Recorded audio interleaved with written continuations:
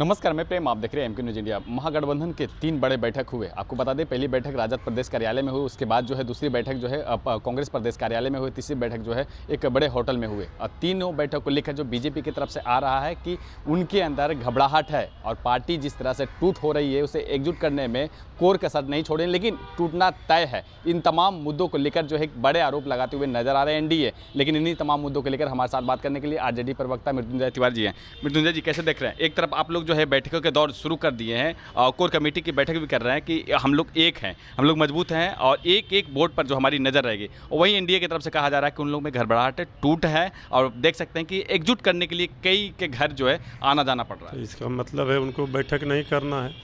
तो उनके जो नेता वहाँ से दिल्ली से कूद कूद कर आ रहे हैं बिहार, आदरणीय प्रधानमंत्री जी, आदरणीय गृह मंत्री जी, सब मंत्री, तो घबराहट तो वहाँ न है। यहाँ क्या घबराहट है? यहाँ तो जनता का साथ है। लोकतंत्र में जनता का समर्थन, जनता का आशीर्वाद, जनता का विश्वास जब हासिल है तो फिर घबराहट क्यों? यहाँ तो 20 वर्षों की शासन का हिसाब जनता मांग रही है। दूसरी ओर बिहार की जनता की है पुकार कि हमें चाहिए तेजस्वी सरकार जो करेंगे नौकरी की भरमार। यहाँ पूरी तरह से बैठक हो रहे हैं, हाथ और गले नहीं दिल मिला हुआ है। गठबंधन में शामिल सभी दल एकजुट हैं, इंटैक्ट होकर के बिहार के चुनाव में उतरेंगे और बड़ी जीत हासिल करेंगे।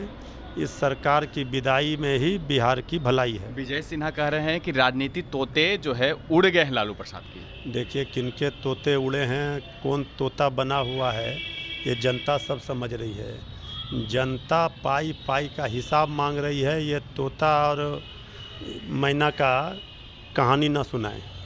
चलिए, धन्यवाद। तो आपने सुना बड़ी बैठक का जो दौर चल रहा था, किस तरह से राजद में और महागठबंधन में एक है, टूट है, इस सभी चीज़ों पर भी बात करते हुए नजर आ रहे हैं। लेकिन सबसे बड़ी बात है कि बैठकों के दौर के साथ साथ जो है वीआईपी सुप्रीमो मुकेश सहनी भी कह रहे हैं कि हम 60 सीटों पर लड़ेंगे और वहीं एक डिप्टी सीएम का भी ऑफर अपने आप को जो है मांग रहे हैं। लेकिन दूसरी तरफ जो है कल एक बड़ी बैठक पप्पू यादव ने किया है और अपने जाप को जो जितने कार्यकर्ता था उन्हें सबको कह दिया कि अब आप लोग जो है कांग्रेसी हो गए। कांग्रेस के सभी कार्यों पर और सभी निर्देशों पर, उनके नियमों पर जो है काम करेंगे और 15 तारीख को जो है एक बड़ी रैली का भी आयोजन करने के जो है घोषणा कर रहे हैं। अभी क्लियर नहीं हो रहा है, लेकिन सबसे बड़ी बात है वो भी कह रहे हैं कि 14 तारीख को हो सकती है। अभी संभावित प्रस्ताव रखी गई है, लेकिन सबसे बड़ी बात है कि अब 100 सीटों का भी उन्होंने जो है एक दौर चल दिया है कि कांग्रेस 100 सीटों पर लड़े।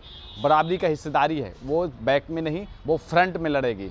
और ये तमाम चीज़ों को लेकर पप्पू यादव का भी जो बयान आया, उसके बाद जो उससे पहले आपने देखा मुकेश सहनी का बयान आया, उसके बाद जो है एनडीए का जो जिस तरह से बयान आ रहा है, और उन सभी चीज़ों को तोड़ते हुए जो है एक नया जो उस पर अंकुश लगा दिए हैं। मृत्युंजय तिवारी ने कहा कि वो दिल ही नहीं, हाथ ही नहीं, दिल भी हम लोग का एक है, हम अटूट हैं। और जो लोग कह रहे हैं कि मैना तोता उड़ने वाली, वो अपने गिरिबान में झांक लें कि बैठकों का दौर वो लोग करेंगे कि नहीं करेंगे। फिलहाल इसका मैं इतना ही, देखते हैं। धन्यवाद।